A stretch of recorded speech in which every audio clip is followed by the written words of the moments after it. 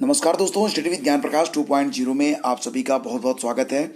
दोस्तों, नवंबर के आखिरी सप्ताह में टीजीटी पीजीटी 2020 का नया विज्ञापन जारी होगा और इस नए विज्ञापन में पदों की जो संख्या होगी उसके बढ़ने की पूरी संभावना है, क्योंकि इस बार जीव विज्ञान के नए पद तो शामिल होंगे और अन्य विषयों के लिए भी जो निर्धारित पद इसमें रखे गए हैं उनकी संख्या भी बढ़ सकती है। तो जैसा कि आप लोग जानते हैं, यूपी में टीजीटी और पीजीटी 2020 के लिए आवेदन चल रहे थे, लेकिन तदर्थ शिक्षक यानी कि एडहॉक पर जो टीचर रखे गए हैं उनके लिए जो परीक्षा में अंक निर्धारित किए गए थे, तो उसमें यह रखा गया था कि अगर वो परीक्षा देंगे तो उन्हें एक प्रश्न सही करने पर 3.72 मार्क मिलेगा। वहीं पर जो फ्रेश कैंडिडेट हैं, जो टीचर नहीं हैं, जो पहली बार परीक्षा में शामिल होंगे, उनको एक प्रश्न सही करने पर 4 अंक दिया जाएगा। तो अंकों की ये जो विसंगति थी, इसको सुप्रीम कोर्ट में चैलेंज किया गया था और इसके बाद ये जो पूरा विज्ञापन है उसको रद्द करके नया विज्ञापन जारी करने की बात कही गई है, जिसमें सभी को समानता का अवसर दिया जाएगा। यानी कि जो अंकों की विषमता थी, इसको समाप्त करने के बारे में बात यहाँ पर कही गई है।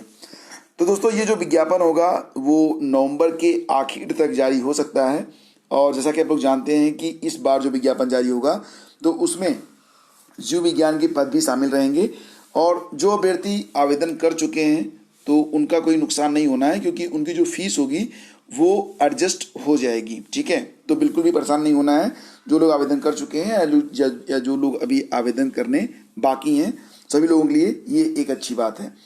उत्तर प्रदेश माध्यमिक शिक्षा सेवा चयन बोर्ड की ओर से नए विज्ञापन में टीजीटी जीव विज्ञान के पदों को शामिल किए जाने के बाद पद बढ़ना तय हैं और ये जो विज्ञापन होगा उसके लिए जो अध्याचन लिए जाएंगे, अध्याचन में शामिल करने से पहले पदों का सत्यापन भी कराया जाएगा।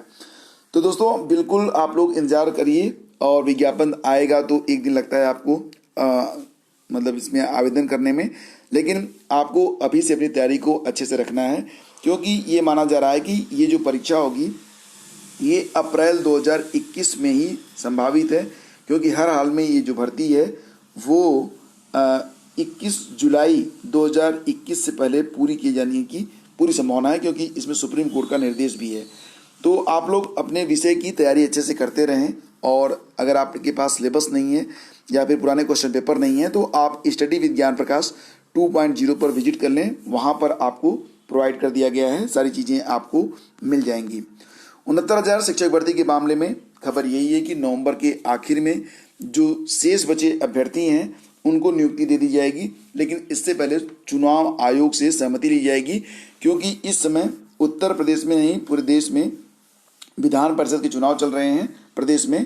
तो ऐसी स्थिति में चुनाव आयोग से सहमति के बाद ही ये जो प्रक्रिया होगी पूरी होगी। तो जैसा कि आप लोग जानते हैं कि आपको अपने डॉक्यूमेंट्स रेडी रखने चाहिए, क्योंकि ये मतलब कुल मिला जुला के सिर्फ एक काउंसलिंग होगी, उसके बाद नियुक्ति पत्र होगा और ये कोई नई वैकेंसी नहीं है, तो आसानी से काम हो जाएगा। तो पूरी उम्मीद है कि नवंबर के अंत तक जो शेष अभ्यर्थी हैं, जो कि मई 2021 में जो सूची जारी हुई थी 67,867 की, उसी के मुताबिक कोई फेरबदल न करते हुए शेष बचे अभ्यर्थियों को नियुक्ति दे दी जाएगी। तो आप लोग अपनी तैयारी को अच्छे से रखें। और इसी के साथ एक खबर छोटी सी और भी निकल के आ रही है, और खबर ये है कि आरआरबी जो है अपनी परीक्षा को दिसंबर में कराने जा रहा है। ठीक है, तो तैयारी आप लोग आरआरबी की भी करते रहें। साथ ही साथ दोस्तों, अगर आप लेखपाल भर्ती की तैयारी कर रहे हैं तो इसके लिए विज्ञापन आपको जो है दिसंबर के पहले सप्ताह में देखने को मिल सकता है या उसके पहले भी मिल सकता है। हिंदी, व्याकरण, रीजनिंग, सामान्य अध्ययन, सामान्य गणित की तैयारी आप लोग अच्छे से करें, ताकि आप परीक्षा को बहुत ही अच्छे अंकों के साथ क्रैक कर सकें। तो फ्रेंड्स, ये थी आज की सारी अपडेट्स। आने वाले समय में सारी सूचनाएं विस्तार से उपलब्ध होंगी हमारे इसी चैनल पर। हमें वॉच टाइम और पर्याप्त संख्या में अपने सब्सक्राइबर्स की मतलब का हम वेट कर रहे हैं। जिस दिन सब्सक्राइबर जो होंगे 10,000 पूरे हो जाएंगे, वॉच टाइम पूरा हो जाएगा, तो दैनिक रोजगार समाचार इसी चैनल पर आपको मिलेगा। बाकी जो स्टडी मटेरियल्स हैं, मॉक टेस्ट हैं और बाकी के जो कोर्सेज हैं, जिस प्रकार से पहले चैनल पर चल रहे थे स्टडी विद ज्ञान प्रकाश पर, उसी प्रकार से चलते रहेंगे। आप सभी के सहयोग के लिए आप सभी का आभार व्यक्त करता हूँ। धन्यवाद, नमस्कार।